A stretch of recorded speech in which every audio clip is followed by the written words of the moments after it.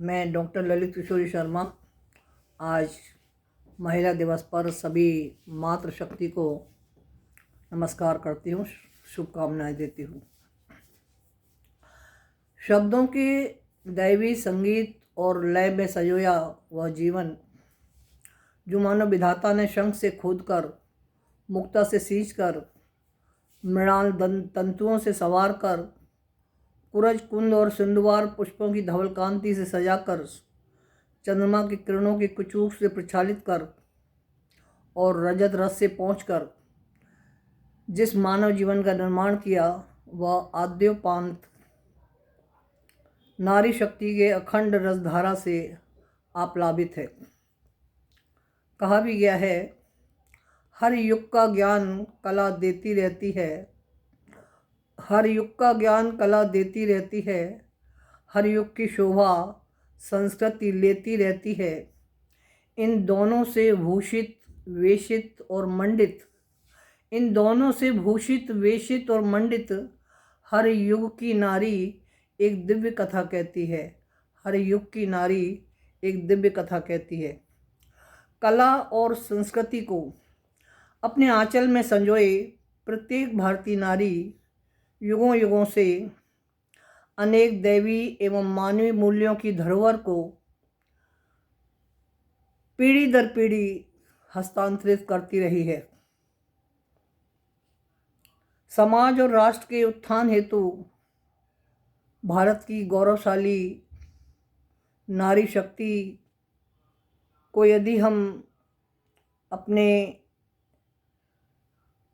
अतीत के झरोके से झांकें तो हम देखते हैं कि आचार्य मनु ने अपनी मनुस्मृति में नारी की गौरवमयी प्रतिष्ठा और सम्मान को, संपूर्ण वैभव को एक श्लोक की अर्धाली में ही पिरो दिया है, जहाँ वो कहते हैं, यत्र नार्यस्तु पूजन्ते रमन्ते तत्र देवता। अर्थात जहाँ नारी की पूजा होती है वहाँ देवता भी निवास करते हैं। और ये भारतवर्ष ही है जहाँ नारी सदैव सम्मान की पात्र रही है और इसीलिए इस भारत वसुंधरा पर देवता भी जन्म लेने के लिए सदैव से लालायित रहे हैं।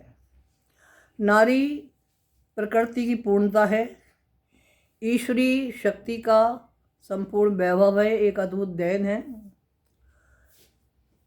जो सदा से ही धरणी की तरह, जिस प्रकार पृथ्वी धरणी संपूर्ण जीवन की आधार रही है, इसी प्रकार भारतीय नारी भी संपूर्ण मानव जीवन की एक धुरी के समान उसको धारण किए रहती है।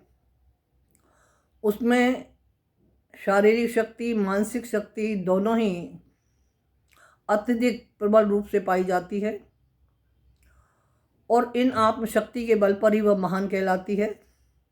आज विज्ञान भी इस बात को सिद्ध कर चुका है कि नारी में सहन करने की शक्ति अधिकता से पाई जाती है और शायद इस सहन शक्ति के कारण ही ईश्वर ने उसे सृजनशीलता का वरदान दिया, माँ बनने का वरदान दिया, जो संपूर्ण सृष्टि का सृजन कर सकती है।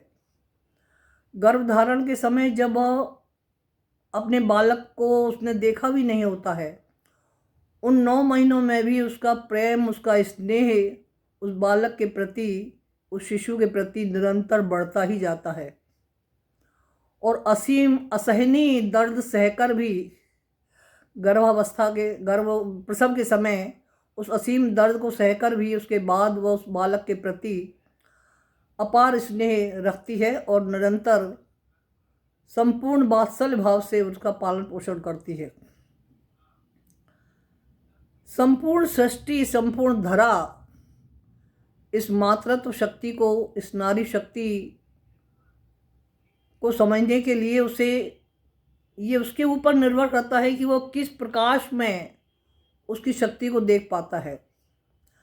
गुप्त जी की 2 पंक्तियां मुझे याद आ रही हैं, जहाँ उन्होंने कहा है कि नारी शक्ति अबला जीवन यही तुम्हारी यही कहानी, आंचल में है दूध और आँखों में पानी। प्रत्येक काव्य तत्कालीन परिस्थितियों पर निर्भर करता है।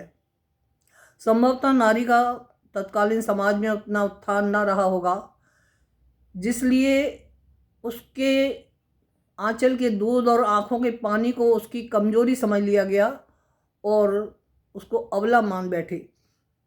यह पुरुष का दुर्भाग्य है कि वह उसके आंचल के दूध में संपूर्ण सृष्टि के पोषण को न देख सका, क्योंकि वही शक्ति है जो सृजन भी करती है और संपूर्ण मानव शक्ति का उसी आंचल के दूध से पोषण भी करती है।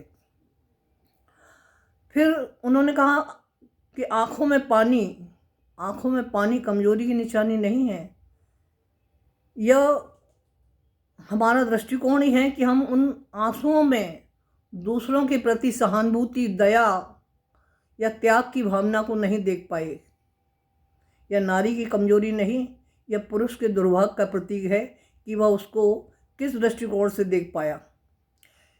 यदि हम नारी की शक्ति को, क्योंकि प्रत्येक पुरुष जो भी प्रगति करता है उसके पीछे उसकी माँ, बहन, पुत्री किसी भी रूप में नारी शक्ति का ही संबल रहता है।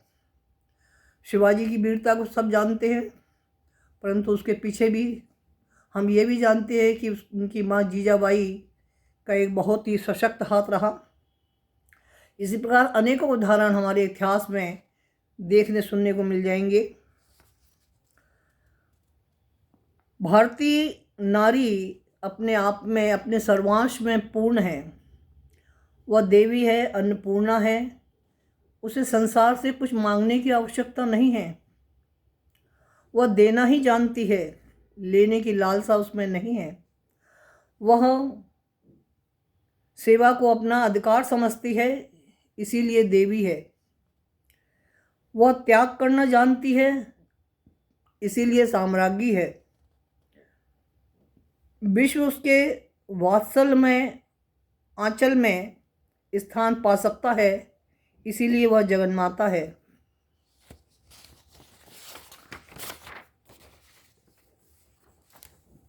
हम सभी उससे कुछ न कुछ प्राप्त करते हैं। अपना अपना भाग, अपना अपना हिस्सा नारी से सब प्राप्त करते हैं और नारी अपने जीवन में प्रत्येक पल पर विभिन्न किरदारों को निभाती है। कभी वह माँ बनकर, कभी बहन बनकर, कभी पुत्री बनकर, कभी सहेली बनकर। माँ एक ऐसी शक्ति है जो संपूर्ण मानव को अपनी छत्र छाया में सहारा, संबल दे सकती है। संपूर्ण सृष्टि का सृजनकर्ता भी अपनी यशोदा माँ के मातृत्व के सामने झुकता रहा।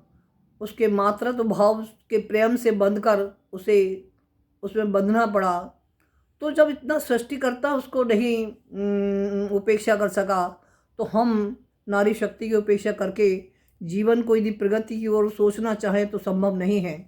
अतः आवश्यकता इस बात की है कि नारी भी अपने आत्मगौरव को बनाए रखे, संपूर्ण शक्ति और विश्वास को के साथ आगे बढ़ने का साहस अपने में जुटाए। और पुरुष वर्ग को भी चाहिए कि वह नारी का सम्मान करे, क्योंकि वह भी नारी की ही देन है। नारी ही उसकी सृजन करता रही है, इसलिए उसे भी नारी का पूर्ण सम्मान करना चाहिए। हमारे यहाँ कहा भी गया है कि जननी जन्मभूमिश्च स्वर्गादपि गरीयसी। नारी का कर्तव्य कभी पूर्ण नहीं होता। यह ऐसा निरंतर प्रभावशील मार्ग है जो सदा से, युगों से चलता आ रहा है और सदैव ये प्रगति पथ पर आगे बढ़ता रहेगा। प्रसाद जी के शब्दों में, इस पथ का उद्देश्य नहीं है श्रांत भवन में टिक रहना, किंतु पहुंचना उस सीमा पर जिसके आगे राह नहीं है। ऐसी नारी शक्ति को शत शत नमन।